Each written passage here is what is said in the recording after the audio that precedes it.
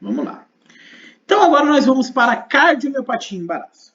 A cardiopatia ou cardiomiopatia e embaraço a gente vai estudar o seguinte, as alterações que a gestação e a cardiomiopatia exercem uma sobre a outra. Então nós dizemos que o coração da mulher ele é capaz de suportar todas as gestações possíveis e impossíveis quando ele é saudável. Uma vez que esse coração ele é danificado por algum evento e tende a ser doente, tende a ter alguma alteração estrutural, tende a ter alguma alteração propriamente dita, nós vamos encontrar as alterações que vai produzir. Só que antes da gente entrar diretamente na patologia, é importante vocês darem uma olhada nesse quadro aqui. Porque como eu expliquei, ou como eu falei que a nossa faculdade é negligente, ela não dá pra gente as alterações fisiológicas que a gestação traz durante a gestação. Porque fica aquele jogo, fisiologia deu, ginecologia não vai dar não. Sempre esse jogo fica. Então eu queria explicar para vocês. Existem algumas alterações cardiovasculares que têm que acontecer para que a gestação corra com grande êxito, tenha êxito.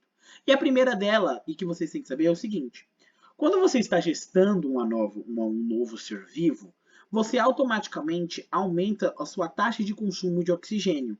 Para você aumentar a taxa, os tecidos aumentam a demanda de oxigênio, você necessita aumentar a frequência cardíaca.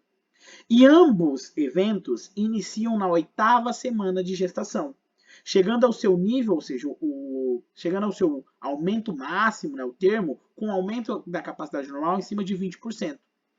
E aí, concomitante a que você tem um aumento da necessidade de oxigênio, você acaba produzindo uma expansão volêmica. E essa expansão volêmica ela tem que estar sobre, né, os seus vasos sanguíneos. E, consequentemente, pelo próprio ciclo cardíaco que nós conhecemos, um aumento do volume sanguíneo aumenta concomitantemente a frequência cardíaca. A frequência cardíaca. E o volume sanguíneo começa a aumentar a partir da 10ª semana de gestação, alcançando seu máximo na 32ª semana de gestação.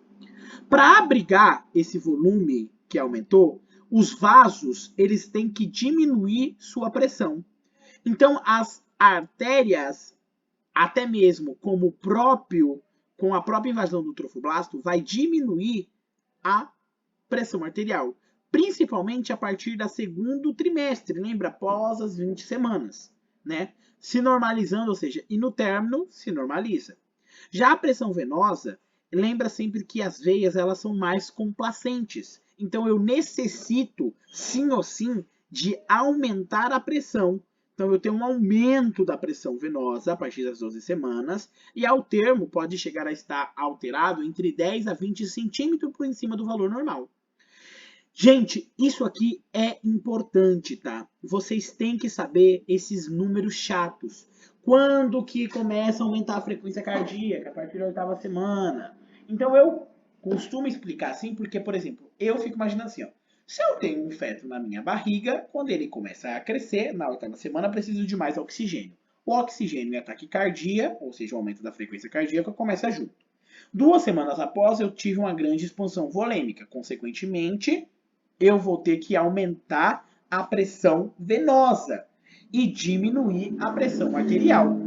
E é assim que vocês têm que pensar nesse raciocínio e decorar as semanas. E lembra sempre que se eu coloco 20 semanas aqui, não está errado. 20 semanas representa o início do segundo trimestre, tá? Leucócitos normais, porque é normal ter uma leucocitose, porque a gente fala de um parásito, né? Ou seja, fala de uma reação ao corpo estranho. E o gasto cardíaco, se você tem um aumento da demanda metabólica, se você tem um aumento da frequência cardíaca, se você tem um aumento do retorno venoso, consequentemente o gasto cardíaco ele também vai aumentar, né, a partir das 10 semanas, da 10ª semana, e alcançando seu máximo na 25 e 28 semanas. E permanece elevado até o termo, até o secundamento, até o alumbramento. As alterações no gasto cardíaco se é atribuído às seguintes alterações. Tudo que a gente já discutiu. O gasto cardíaco ele aumenta, primeiramente, para aumenta o requerimento metabólico de oxigênio, o aumento do volume e, consequentemente, né, a criação de curtos-circuitos arteriovenosos placentários. Isso é importante. E aí tem uma grande afirmação que fala: o embaraço, por si só, não favorece, nem predispõe e nem determina a aparição de cardiopatias. Um coração sadio pode tolerar todos os embaraços que seja. Porém, em câmbio, a sobrecarga em um coração enfermo pode comprometer o seu funcionamento, né? Isso aqui sempre cai. Qual é a frequência das mulheres ou qual é a frequência das cardiomiopatias nos embaraços? De 1 a 4%, tá? E aí vem muito interessante que a gente vai falar. Qual é a influência do embaraço, do parto e do puerpério sobre a cardiopatia? E depois, qual é a influência da cardiopatia sobre o parto, o embaraço, o parto e o puerpério? Então, a influência sobre, sem a gente precisar ler aqui, o que vocês acham que estaria acontecendo? A cardiomiopatia, a influência do embaraço sobre a cardiomiopatia é o seguinte, que a gestação ela vai agravar ainda mais uma paciente com uma cardiomiopatia. Então, uma paciente que era cardiopata, que engravidou, quando eu for estratificar o risco, ela sempre vai ser jogada a uma categoria seguinte, porque o embaraço por si só já vai complicar a sua cardiomiopatia. Durante o parto, a gente pode ter o seguinte: nas cardiopatias compensadas não tem risco. Naquelas descompensadas, a gente tem o risco dos 3 eventos graves que a gente tem medo, que é o debut a uma insuficiência aguda, é o debut a uma insuficiência aguda, uma cardíaca aguda, é um paciente que sofre de um infarto agudo do miocárdio ou desencadeia arritmias mortais. No período placentário, a gente tem muito medo da descompressão, né? Uma descompressão brusca, uma hemorragia, uma paciente edemaciada, com controle, com perca do sistema renina-angiotensina-aldosterona, pode debutar com um choque. E no puerpério, a gente fala o seguinte: essa mulher ela não estava cheia de edema totalmente, porque é normal a mulher ter edema, ter uma fuga vascular durante a gestação. Porque a gente tem uma diminuição da pressão arterial, um aumento da pressão venosa, as pressões venosas, a veia, por ser complacente, ela perde líquido por intestino. A gente tem uma reabsorção no puerpério. Então, com essa redistribuição, a paciente pode evoluir a uma insuficiência cardíaca direita e, consequentemente, debutar com edema agudo de pulmão, uma insuficiência cardíaca esquerda, como a hepatosplenomegalia, ascite, ou seja, descompensar por causa de uma reabsorção massiva. Então, essas são as influências do embaraço, do parto em uma paciente cardiopata. Agora, qual a influência sobre o embaraço, da cardiomiopatia, sobre o embaraço, parto e puerpério? No parto, ou seja, no embaraço, é frequente o quê? Gestantes terem partos prematuros, recém-nascidos nascerem mortos, ter abortos espontâneos, né? Abortos espontâneos e também restrição de crescimento intraútero. Restrição de crescimento intraútero. Já sobre... Peraí.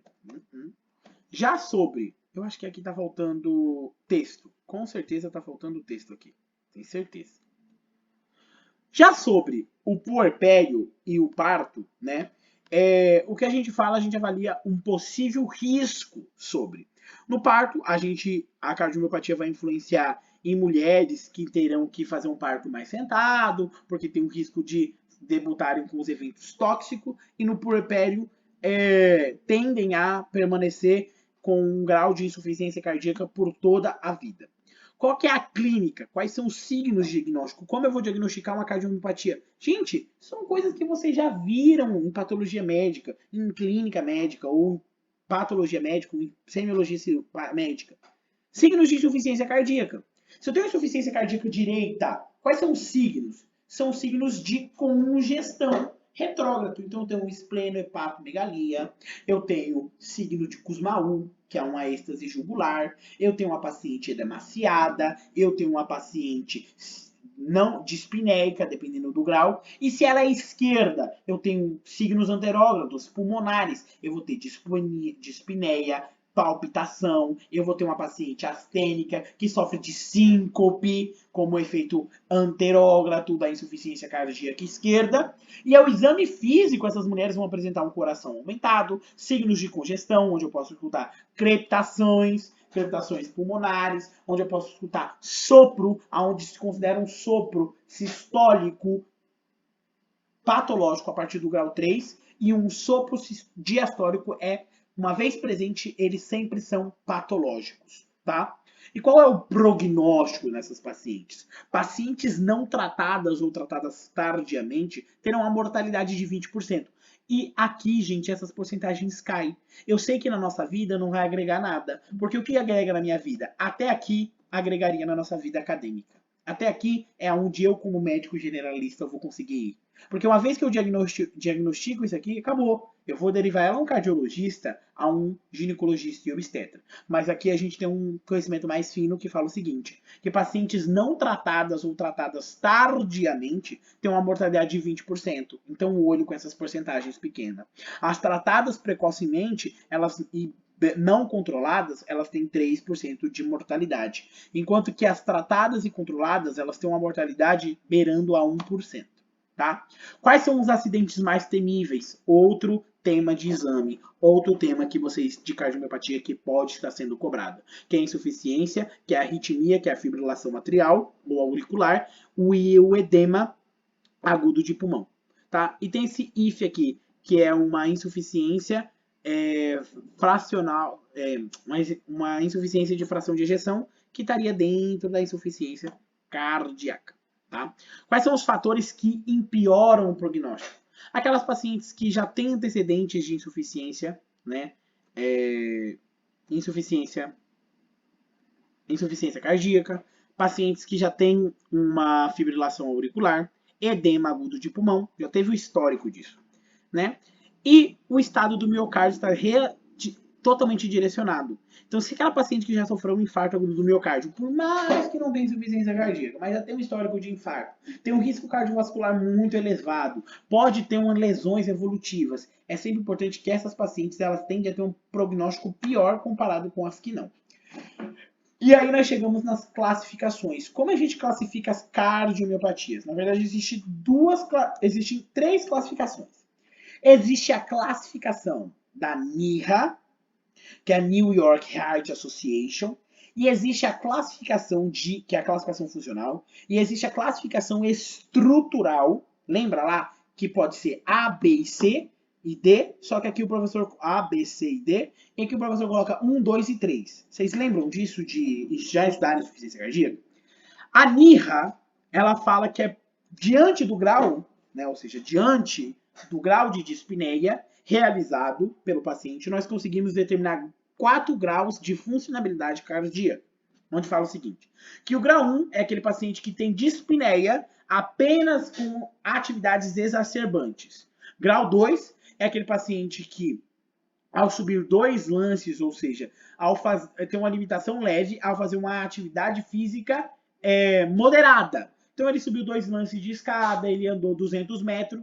Já aquele paciente com grau 3 é o que tem uma dispneia ou uma limitação intensa ao realizar atividade física. Então ele realizou qualquer atividade física por um curto período de tempo, ele é grau 3. E grau 4 é aquele paciente que ao realizar, ou seja, ele tem dispneia ao repouso. Ou seja, atividades cotidianas como tirar roupa, levantar para escovar o cabelo, escovar os dentes, andar até aqui, da onde eu estou até a cozinha, daria, que é bem pertinho, 5 passos, daria uma dispneia, teria um comprometimento. Já segundo a OMS, que é a escala A, B, C e D, fala que é a questão do risco cardiovascular calculado em A. Paciente, eu estou falando para vocês, mas aqui não tem, aqui ele só coloca a mortalidade. Categoria A ou categoria 1. É aquelas pacientes que não são portadoras de cardiopatia, mas que têm fatores de risco, por exemplo, diabetes, hipertensão arterial crônica, tá? Essa seria a categoria A ou categoria 1. Categoria B do risco cardiovascular da OMS fala o seguinte, que é aquele paciente que já tem a lesão endocárdica, porém é assintomático, então tem a forma subclínica, então seria a categoria 2. A categoria 3 é o paciente sintomático, é aquele paciente que tem lesão e que já está começando a manifestar sintomas. E categoria 4 seria aquele paciente refratário ao tratamento, ou seja, já está em tratamento com 3 medicações para o tratamento de insuficiência cardíaca e mesmo assim se mantém sintomático. Dentro disso, a OMS, dentro dessa classificação, ela fez a categoria aqui para o embaraço, onde fala, as pacientes que são categoria A ou categoria 1, comparado à população geral, elas têm o mesmo risco, ou seja, têm um risco um pouquinho maior do que a população geral. As que estão em categoria 2, elas têm um risco maior, mais elevado, um risco leve, né, de mortalidade materna comparado ao geral. As no risco 3, muito risco de mortalidade materna, bem alto. E a 4 é muito, muito, muito elevado, ou seja, muito alto risco de mortalidade materna. Por isso que na categoria 3, categoria 4 ou categoria 4, ou a mulher que engravida na categoria 3, que vai passar subsequentemente à categoria posterior, né, que é a categoria 4, a gente fala que o embaraço é contraindicado. E se há possibilidade, interromper o embaraço. Sim ou sim. Como é fácil o diagnóstico? Anamnese, exame físico, radiografia de tórax, eletrocardiograma, ecocardiograma e cateterismo cardíaco. Quais são as condutas? A obstétrica depende do quê? Depende do grau da cardiomiopatia. Lembra? Isso aqui vai direcionar também o tratamento. Lembrando que as categorias 1 e 2, primeira medida, repouso. Essas mulheres vão passar a maioria do tempo deitadas, tranquilinhas, porque elas não podem ter esforço. Elas têm que estar bem descansadas para evitar grandes esforços e sobrecarga cardíaca, né? Além do mais, do repouso, vocês vão fazer um controle a cada 15 dias, busca, né, intencional de manifestações de insuficiência cardíaca, crepitações, edema agudo de pulmão, congestão pulmonar, congestão sistêmica, sempre vamos usar isso. E em casos de insuficiência cardíaca, se presente, automaticamente passa, né, do grupo 2 ao grupo 3, por exemplo. Né? Ou seja, uma vez que a paciente vai começando a apresentar sintomatologia, ela vai regredindo de grupo, tá? E nesse caso, ou seja, quando os pacientes já são do grau 3, convém o quê? Já é critério de internação, tá? E nos casos, né, antecipação de parto nas pacientes com grau 2 ou mais. Nesse caso aí, a gente leva até 34, 33 semanas, porque entende assim, quanto mais tempo a mulher ficar grávida, maior será as alterações e modificações cardiovasculares. E menos esse coração tenderá a responder a esse aumento da demanda cardíaca, esse aumento da demanda metabólica. Nos graus 1 e 2, né, ou seja, de largos períodos de descanso, acostar temprano, passar o dia todo deitado, evitar ascensor, descenso, ou seja, ascender e descender, ascensos e descensos de escaleira, conseguir ajuda doméstica, as restrições são mais severas no caso do grau 3. No caso do grau 3, a gente já entra com uma dieta, né? Pacientes com grau 3, além de entrarem e ter todas essas medidas, elas têm que usar meias elásticas para evitar trombose. E além do mais, né, vem dieta, porque elas têm que perder peso, né, ou seja, prevenir o excesso de peso, fazer uma dieta hipocalórica, hipossódica e hiperproteica. Por que hiperproteica? Para tentar manter esse líquido dentro dos vasos. E redução da ingesta de sódio. A ingesta de proteína deverá manter entre 80 e 90 miligramas, e isso sempre cai. Dados daqui, então é muito importante ter em mente, não tudo decorado, mas em mente esses numerozinhos de sódio, o da proteína que eu já vi caindo. Se recomenda também a administração de ferro, mas ele não vai cobrar agora a administração de ferro, ele vai deixar para puxar a administração de ferro elemental lá quando a gente estiver discutindo anemia, e manter uma hemoglobina por em cima de 12. Ou seja, aqui não se permite a anemia fisiológica. Aqui nós temos que manter a hemoglobina maior que 12, tá? E preparação psicológica profilática, ou seja, tem que ter, porque essa mulher o feto pode nascer morto, então ela tem que estar a par de todos os riscos. E no momento do parto, né? O parto deve ser programado, né? Ou seja, o mais importante é espontâneo, nos casos do tipo 1 ou 2. né? Durante o trabalho de parto, a paciente deve estar em absoluto repouso, numa posição sempre sentada, porque na posição deitada, lembra-se sempre, o ponto zero de gravidade é o coração. Se você deita uma paciente muito congesta, você sobrecarga o coração e acaba desencadeando um processo de insuficiência aguda, uma agudização da insuficiência cardíaca. Os controles passam a ser periódicos a cada 30 minutos, com o monitoreio fetal interno intraparto contínuo, que aí se usa mais cardiotocografia, e se recomenda, nesse caso, também para diminuir um pouco a pressão arterial e impedir outras alterações, anestesia, inalação, ela é segura para o parto, ou seja, uma de inalação regional, em particular uma peridural contínua, tá? E lembrar que é uma única das indicações ainda que se indica a utilização do forceps ou vácuo, né? Porque para tentar fazer partos mais curtos, porque partos prolongados acabam tendo desfechos mais com pior prognóstico. Então, quanto mais rápido o parto, melhor é.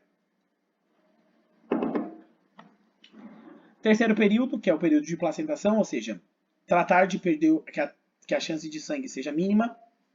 Qual que é a perca de sangue, ou seja, qual que é a quantidade normal? Durante o parto normal, 500 ml em média, e uma cesariana 1 litro. Então, tentar ao máximo diminuir. E lembrar sempre o seguinte, utilizar a oxitocina por via, e caso exista atonia uterina, never, jamais utilize misoprostol, os análogos da prostaglandina E2. Aqui, como vocês vão ler bem, é análogos da prostaglandina F2 para controlar a atonia uterina, tá? Perfusão, né, ou seja, dos dilatadores, ou seja, eu tenho que fazer uma boa, mas lembrar sempre, bem controlada. Quanto menos líquido no paciente cardiopata, melhor. Tá? Na verdade, a gente fala, aí aqui já entra em clínica médica e ginecologista não tem muito esse conhecimento. Que para você colocar líquido, eu vou ser um ginecologista diferente que entende de clínica. Para você colocar líquido no paciente insuficiência cardíaca, você tem que ter você tem que entender que você precisa de um acesso venoso central para medir a pressão central, venosa central. E de acordo com a pressão venosa central, que tem que estar oscilando entre -4 a -12, se tiver menor a -4, o paciente está desidratado. E aí sim necessita de volume. Lembra sempre disso, que vai ser um dado cobrado para vocês. E até de conhecimento no hospital, quando perguntar para você, em caso um paciente chocado, qual seria o parâmetro invasivo para medir a pressão arterial, é um catéter de Changas. E aí, você deixa o paciente também deitado, né? Faz com que ele tenha uma deambulação precoce. Lembre sempre que quanto mais parado, maior risco de trombose. E meias elásticas para evitar trombose. E no caso de insuficiência cardíaca no momento do parto, ou seja, a mulher entrou em trabalho de parto, teve uma insuficiência cardíaca, o que fazer? Né? Então, se ela entra, é usar digoxina. Né? Se é no momento do trabalho de parto, né, a gente fala o seguinte, que nessas mulheres, né, ou seja, nessas mulheres, a gente se prefere uma digitalização lenta, é a de preferência. Ou seja, que em 96 horas a uma semana, a gente vai fazer o quê? Pequenas doses de digoxina para que a paciente, para prevenir que ela entre nesse caso, né? Para prevenir. A digitalização rápida, que é de 48, se reserva para os casos de insuficiência cardíaca aguda.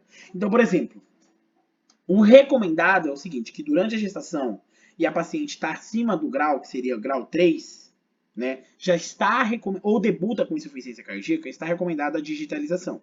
A forma preferencial é a digitação lenta. Agora, na paciente que está ali parindo, que tem uma insuficiência aguda, agora a gente tem que fazer uma digitalização rápida, tá? Aí vem outra observação. Quando eu posso deixar de usar digoxina? Se a paciente for grau 2, se pode suspender a digitalização. E nas pacientes grau 3, uma vez iniciada a digitalização, deve manter durante todo o embaraço, parto e puerpério imediato. Qual que é o puerpério imediato? Nos primeiros 28 dias, nos primeiros 3 meses, nos primeiros 3 meses. Quais são os outros cuidados? Concentração da hemoglobina. Hemoglobina abaixo, transfusão sanguínea. E tratamento profilático para endocardite. É para nossa cátedra, é um parâmetro que deve ser feito. E quais são as indicações? Válvula protética, endocardite prévia e defeitos cardíacos cianogênicos e valvulopatias. Todos esses casos vão receber pelo menos uma dose, uma única dose, tá? Uma única dose de ampicilina, né? Mais gentamicina, IV, né? 30 minutos antes do trabalho de parto. Também pode ser substituída por ceftriaxona e quando há um alérgicos aos beta-lactâmicos, vancomicina mais gentamicina. Anticoagulante. Só está indicado anticoagulante em 3 também, né? Que é no tratamento da trombose venosa profunda, na embolia pulmonar, na profilaxia de válvulas cardíacas e em pacientes que são portadoras de fibrilação material. Nesses casos está recomendado, e aqui a heparina de baixo peso molecular, porque a warfarina está associada a malformações genéticas, então não se usa. Claro que tem estudos novos dos novos anticoagulantes orais, aonde está preconizado o uso deles, que são os inibidores da protrombina, e também nós temos os agonistas do fator 10, que é apixaban, rivaroxibana, mas são muito novos esses fármacos. Então, atualmente, ainda não tem estudos, estão em testes ainda, não tem um estudo aprovado para uso na obstetrícia. O infarto agudo do miocárdio, né? Ele é muito raro, é diagnosticado também como a clínica normal de um infarto, dor no precórdio, de início brusco, né, que tem uma característica de um dor opressivo no peito, que irradia para a cara lateral do braço, pescoço e mandíbula, que no eletrocardiograma vai estar associado a um aumento do segmento ST, ou pode ser uma síndrome coronariana aguda, um infarto agudo do miocárdio sem elevação do segmento ST, onde é evidenciado, por exemplo, o aumento das troponinas. A conduta é a questão que é a trombólise, e antes de fazer a trombólise, nós temos que terminar a gestação, ou seja, constituindo um critério de cesárea de urgência, tá?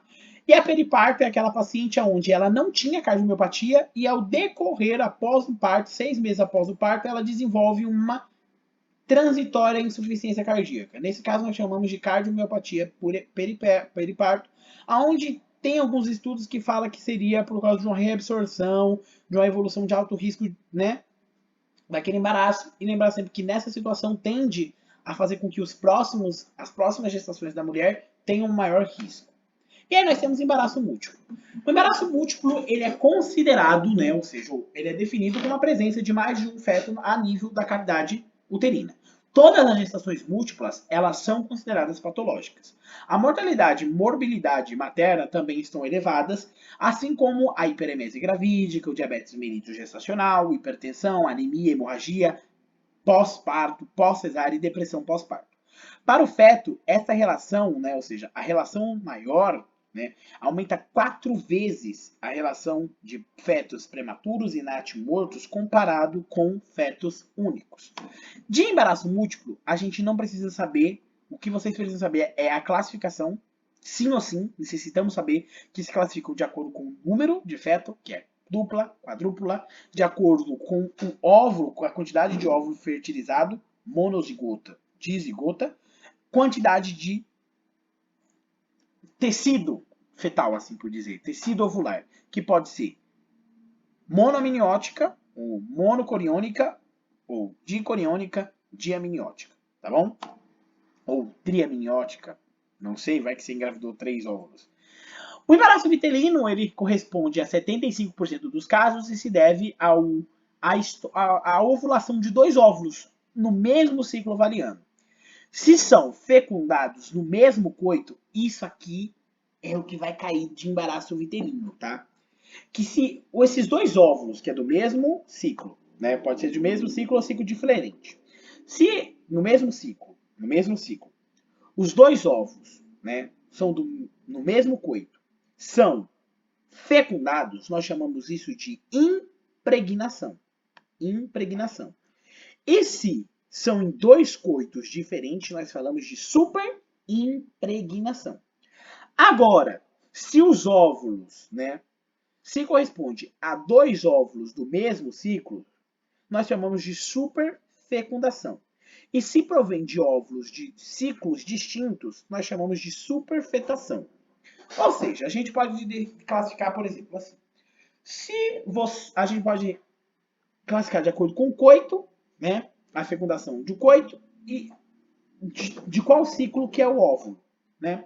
Então, se no mesmo coito eu tive a fecundação de 2 óvulos, eu vou falar que isso foi uma impregnação. Se for em coitos diferentes, eu vou falar de uma superimpregnação. Agora, em relação ao ciclo ovariano, se os 2 óvulos foram do mesmo ciclo, ou seja, ovularam no mesmo dia, eu vou falar que isso foi uma superfecundação. Agora, se por uma falha do seu corpo lúteo, da sua placenta, você ovulou dia 1, que era o do ciclo tal, passou 28 dias, ovulou de novo e foi fecundado os 2, você vai ter uma superfetação. Então saiba isso, não vá para a prova sem saber isso, porque isso cai e cai muito, tá? E aí, né, ou seja, os embaraços, né, bizigóticos, eles não são geneticamente idênticos, ou seja, podem ser de sexos diferentes, né? Existem 2 cavidades amnióticas, né, consta de 4 membranas, né, 2 coronárias e 2 amnióticas. As placentas podem estar tão unidas que simulam uma só, porém são 2, né? E lembrar sempre que está associado à herança genética, ou seja, se minha mãe teve, provavelmente eu terei. Se a mãe da minha tia teve, minha avó teve, minha mãe não, você muito provavelmente vai ter. É muito característico igual os olhos. E aí nós temos o embaraço, aqui tinha que ter escrito aqui, embaraço monozigoto. Ele representa 25% dos embaraços, né, de origem, né? E ele se dá por uma separação, né, ou seja, em 2, ou 3, ou 4, do material embrionário de um só óvulo fecundado. E a separação, ou seja, se a separação é incompleta, se origina várias formas monstruosas que são os gêmeos siameses. Nesse caso, o número de placenta e cavidade vitelina vai ser determinado em qual foi o momento dessa separação do tecido, do material genético, do material embrionário. Isso vai determinar se eu vou ter uma placenta, 2 placentas. Uma cavidade, 2 placentas. Uma cavidade, 2 placentas. 2 placentas, uma cavidade. É isso que vai determinar, tá bom? É o momento do material genético. O que existe aqui, ou qual é o maior problema, ou maior alteração aqui, é que nesse tipo de gestação, na gestação monozigótica, pode existir uma mesma placenta e os fetos serem divididos de cavidade amniótica, que a gente fala divitelino monoamniótico, ou divitelino monocoriônico. E nesse caso existe chantes, desvio de um feto para o outro. Então a gente tem a síndrome, grande síndrome aqui, e que vai cair na prova de vocês, que é a síndrome transfundido transfusor, ou de transfusão transfusor. Em que embaraço acontece? No embaraço monozigoto. E especificamente em que tipo? Na classificação que a gente vai ver, vocês vão ver, é no tipo monocoriônico e divitelino. Essas é onde aparece e o que vai ser cobrado disso aqui. Em qual gestação aparece? Que é nas gestações divitelina, monozigotas. E na classificação das monozigotas, na gestação monozigota divitelina, ou seja, 2 cavidades amnióticas, e monocoriônica, uma placenta, tá? A placenta nos monozigotos podem ser de qualquer tipo e depende da época em relação à fertilização na qual acontece a relação de zigoto. Então aqui a gente vê o seguinte, ó como que é o embaraço de zigoto. Tá? O embaraço de zigoto, o que acontece? 2 células, né? 2 células são fecundadas, então eu tenho o desenvolvimento de 2 placentas e de 2 cavidades amnióticas. São gestações normais. Dá a impressão de ser uma só, lembra que elas podem estar tão unidas que parece uma só, mas não. E o que me importa é a gestação monozigota. Por quê? A gestação monozigota depende do dia, né, que aconteceu a divisão. Na monocoriônica e diamniótica, que é onde aparece quem? A síndrome transfusor transfundido, né? Ou transfundido transfusor, eu tenho que a divisão acontece no quarto ao oitavo dia. E acontece no momento da mórula. A mórula divide. Quando a mórula divide, ela forma uma placenta e duas cavidades amnióticas. Já se a divisão acontece entre o oitavo e o 13º dia, eu tenho monocoriônica e monoamniótica.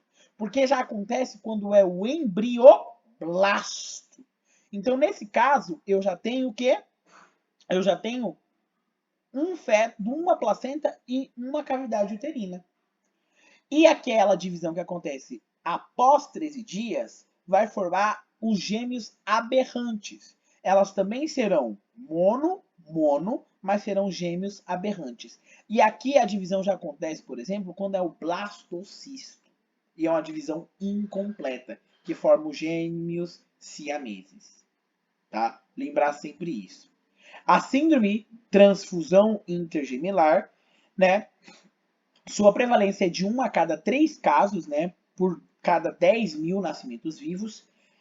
E aonde a gente tem um feto donante, né, que vai ser anêmico e sofre restrição de crescimento intrauterino, que vocês têm que saber isso aqui, e um receptor que é caracterizado por policitemia, sobrecarga circulatória e hidropsia fetal. O receptor pode ter insuficiência cardíaca por causa do quê? Por causa que há uma hipervolemia e a hiperviscosidade, que isso leva tudo aquilo que o paciente tenha um estado de resistência ao fluxo sanguíneo.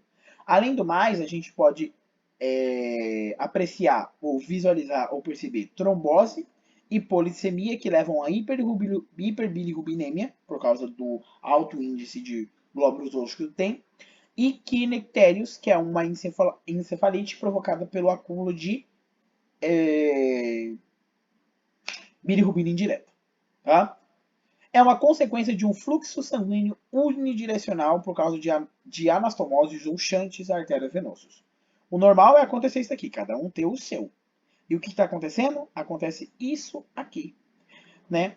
O shunt, né, arteriovenoso, e consequentemente o feto aqui ele recebe menos sangue do que o feto donante. E aí nesse caso, filha, acabou, não tem o que fazer. O diagnóstico ele é presuntivo, né? E no exame físico, o que mais chama atenção é o seguinte: é um aumento grande abdominal, uma altura uterina maior ao usual, né? Com palpação de partes fetais e presença de duas ou mais, ou seja, de dois ou mais polos, e auscultação máximos, né? Ou seja, uma diminuição de 15 a 20 centímetros. Mas o que chama atenção mesmo é na ecografia, onde a gente vai ver um feto oligolâmineos, pequeno para a idade gestacional e com um batimento cardíaco diminuído, e um feto, né, com sobretamanho, ou seja, grande, um sobrecrescimento, politissêmio, edemaciado e polidâmio. E qual que é o tratamento? O tratamento consiste em eu com uma, né, ou seja, tentar fazer uma minidrenagem, um laser de coagulofotoscopia, que é interromper esse shunt arteriovenoso, né, ou uma septostomia. Uma vez que eu remover o septo que separa eles dois, eu dou líquido para esse meu feto começar a se desenvolver. E aí, terminamos a aula. Alguma dúvida sobre